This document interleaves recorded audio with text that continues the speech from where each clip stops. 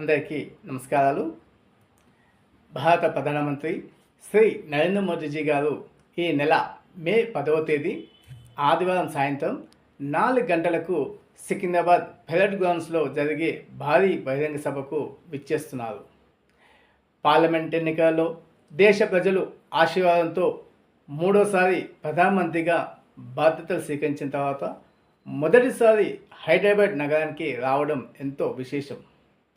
ప్రధానమంత్రి మోదీజీ గారు తెలంగాణ పర్యటనలో సందర్భంగా సుమారు 7,000 కోట్ల విలువైన అభివృద్ధి కార్యక్రమాలను ప్రారంభిస్తున్నారు.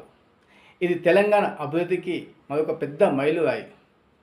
ఈ బహిరంగ సభకు ప్రజలంతా పెద్ద సంఖ్యలో పాల్గొని విజయవంతం చేయాల్సిందిగా ప్రార్థన. సభకు మీ అడుగు దేశ భవిష్యత్తు. భారత్ మాతాకి జై.